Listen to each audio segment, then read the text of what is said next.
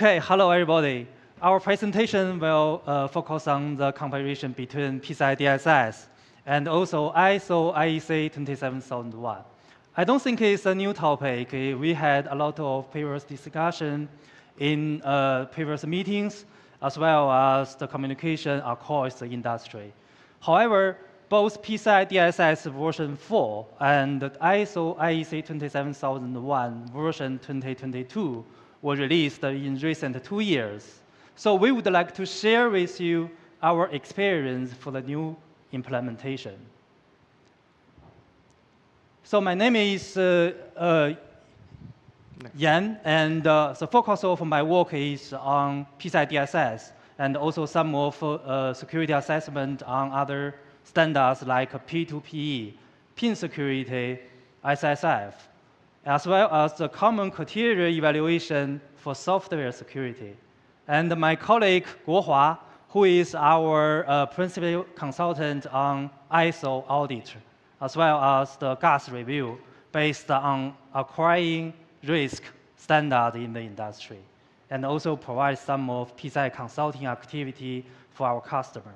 So our presentation will focus on these topics. I will firstly introduce a little bit about risk management, and then our analysis on both standards will be given. After that, we will share with you some of our case studies.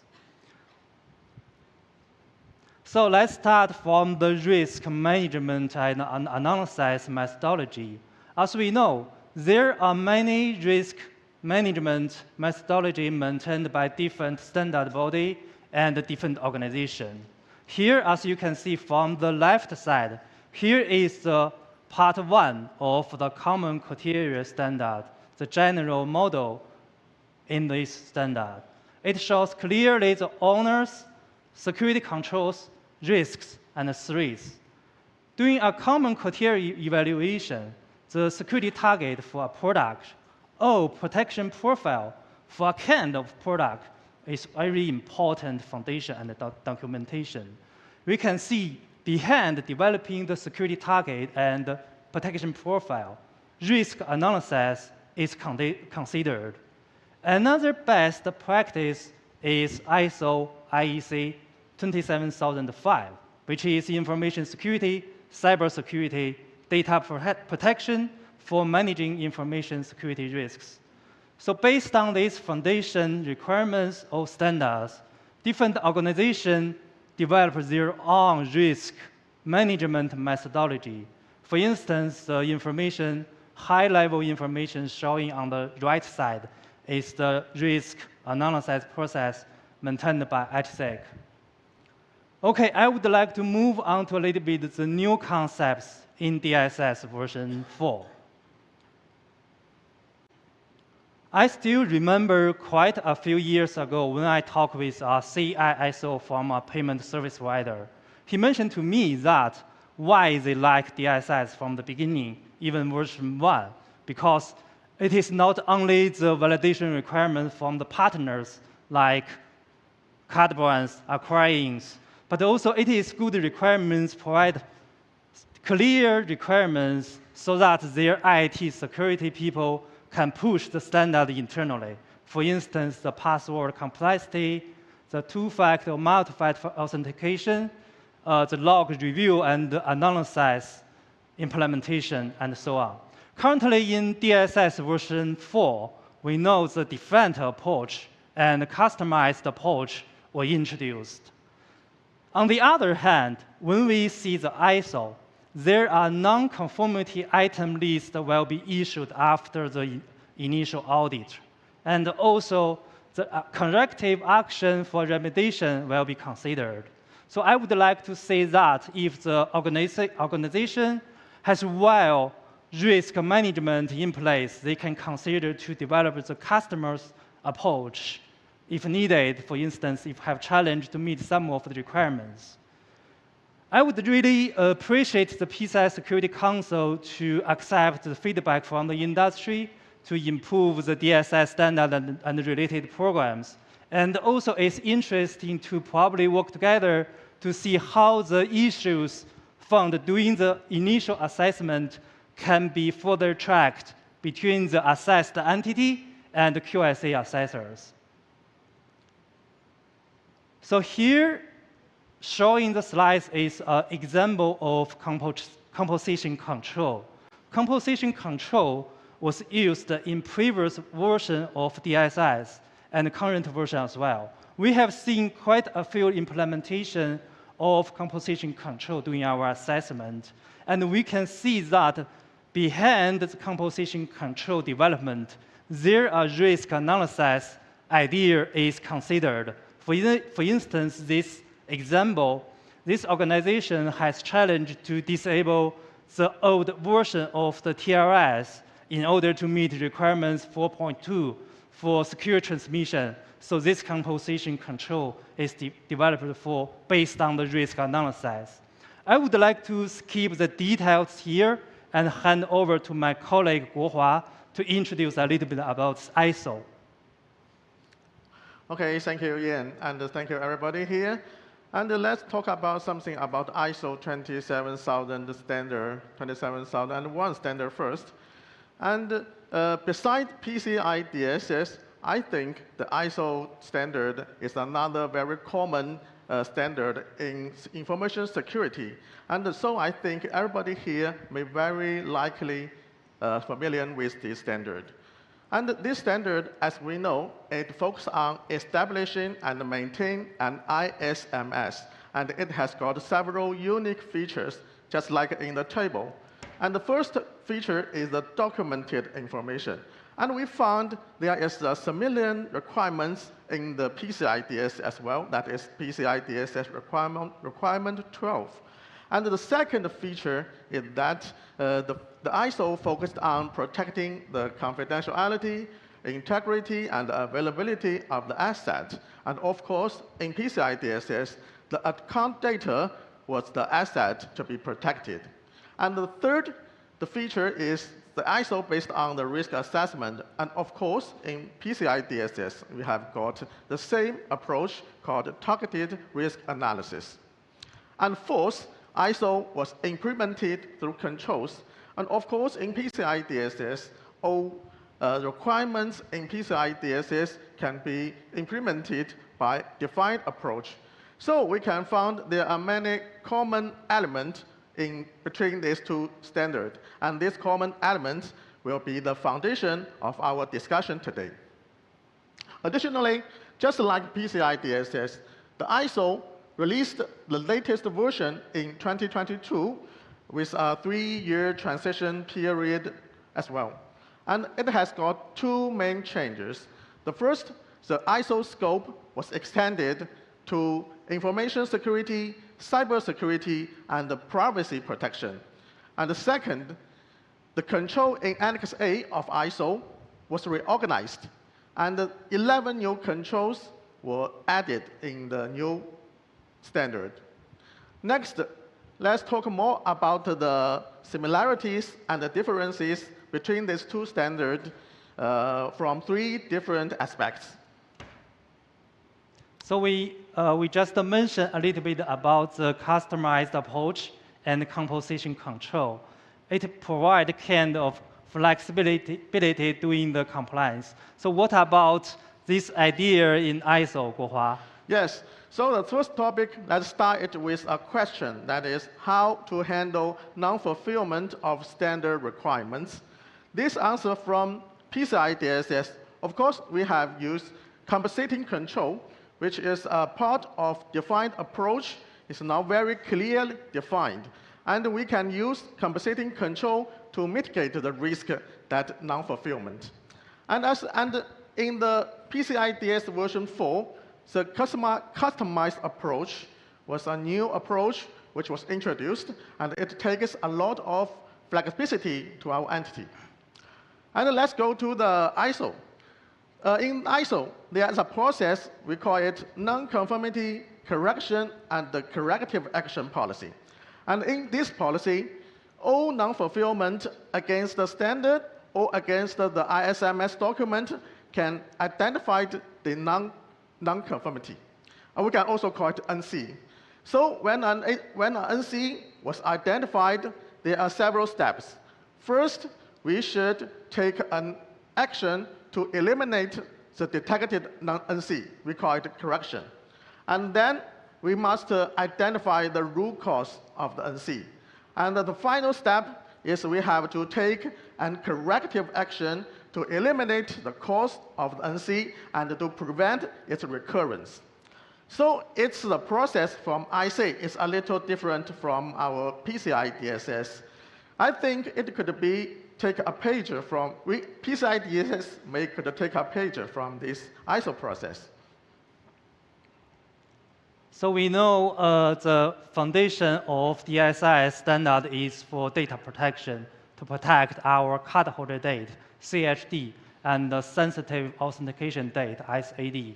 So what about the data protection idea in ISO? Yes. As I mentioned, the ISO version 2022 extended the scope to privacy protection.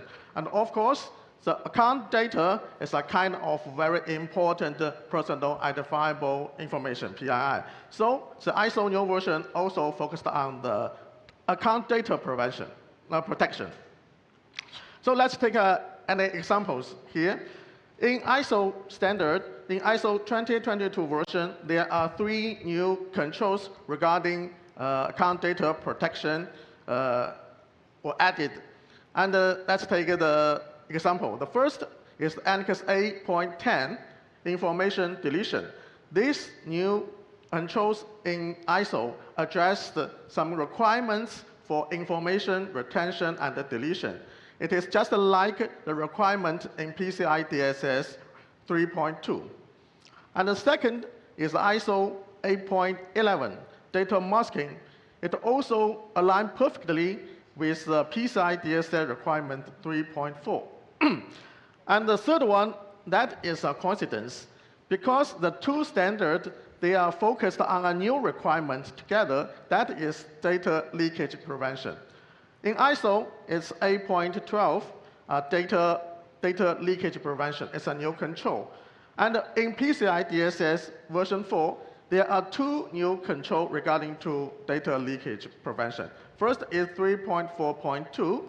It deals with the account data leakage when we're using remote access technologies. And the other one is 12.10.7.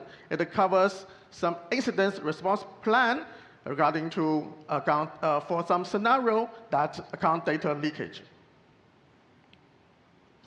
Oh yes, risk assessment is important. We have the new concept TRA, target risk analysis, in the DSS version 4.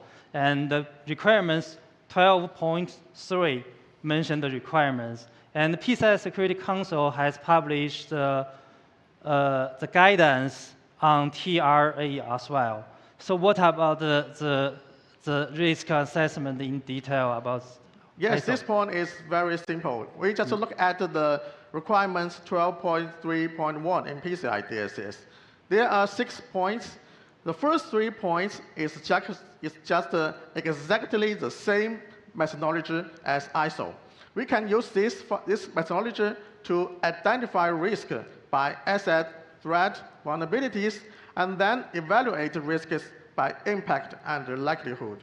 And the other 3 points is very unique risk assessment methodology. We call it targeted risk analysis just for PCI DSS. We can use it to determine the necessary frequencies and the processes for some specific PCI DSS requirements. Okay, next, let's move into the integration between these 2 standards. First, let's talk about some principle or foundation. I think many of you have got some experience in this area.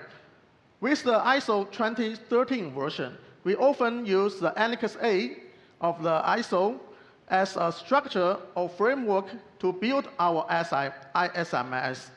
But currently, with the new release of 2022 version of ISO, the Annex A was completely reorganized into 4 control categories. It is very different from the previous version. So what can we do now? We suggest to use the operational capability attribute which is defined in the other standard, ISO 27002 standard. Just look at this table. There are 15 operational capabilities in the table. It is very similar to the 2013 version, Annex A. So if we want to build a new ISMS based on the new standard, we can use these 15 operational capabilities as the framework or structure. And then we can integrate the PCI DSS requirements into the ISO structure. When we do integration between these two standards, we may face a lot of changes. But based on our experience, we think the biggest challenge is the scope, especially for the inconsistency of the scope from two standards. The scope required to comply with PCI DSS and ISO often differs because the business may be very complex. So the compliance requirements for different system components also vary. So it is important to identify the scope of compliance for both PCI and ISO, and we can adopt appropriate integration measures. Often we have got two scenarios for the scope. The first scenario one is very ideal. That is, mean the two scopes are the same. So in this scenario, maybe we can break down all PCI DSS requirements and put them into the ISMS structure. And for the second scenario, it's more often, that means the two scopes are different.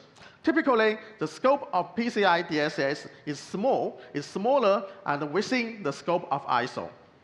So in this scenario, usually we will create a separate policy to identify or address some PCI DSS requirement. So next, I will share with you two case studies based on these two scenarios. The first scenario is from an independent payment provider located in Shanghai, China. This company, their core business and only business is payment. So the scope of ISMS and the PCI DSS, they matched. They are the same. In this case, the company established the ISMS already. So we break down all PCI DSS requirements and incorporate them into their current ISMS documents. And we created a table here. We call it PCI DSS compliance mapping table. By using this table, we can quickly identify which ISMS documents address which PCI requirements. For example, for the document risk assessment and the treatment procedures, we can see it address the PCI compliance PPI requirements 12.3 was included in this document. So we help them to create such table for mapping. And for another case, is from an insurance company located in Shenzhen. And for this company, their core business is insurance. And the payment is just a very little business in their whole business. So in this case, the scope are different. The scope of PCI DSS is much smaller compared with their whole ISO scope. So in this scope, is also the company has already built the ISMS document. And after a comprehensive risk gap analysis by our QSA, we found the PCI DSS requirement, there are some gaps between the PCI DSS requirement and the current ISO document, but there's no conflict. But if we put our PCI DSS requirement directly into their current ISMS document, because the scope is different and it is not necessary to implement all PCI DSS requirements for their whole scope. So we think it's complicated if we break down the PCI DSS requirement and put them into the ISMS document. Then we help them to create a separated policy. We call it PCI DSS Compliance Management Policy, specifically for PCI DSS compliance. Let's see the left. It's the cover of this policy. And in this policy, we clearly defined the scope for PCI DSS just on the right hand. On the right, I'm sorry the document is in Chinese, but I can tell you it's defined the scope of the PCI of this document. It focused on PCI DSS. And in order to prevent any potential conflict, we also state in red, if there are overlapping regulation regarding a specific control within the scope of PCI DSS and other policies, the strictest control regulation shall prevail. Okay, because the time limit, I have to stop here. And here is the 2 case studies from our experience. I hope it is helpful and can give you some insight for your practice in integration these 2 standards. Okay, just a short summary about our presentation today. Firstly, I think it's still important for the organization to implement the defend approach for long-term consideration. For the organization who has well risk management methodology or process in place, sometimes the customized approach can be considered if some of requirements has challenge to be met. Secondly, we would suggest to implement and develop the own and integrate management system in order to meet the requirements from different standards like PCI, ISO, and some standard or regulation. Finally, I would like to say that the IT security assessment and certification is not our final destination. Our goal is not just for a paper of certificate. It's for the improvement of IT security and data protection in order to mitigate risks. With that, conclude our presentation today. And we will have our booth. We are more than happy to have further communication with you if you have any questions. Thank you for your attention.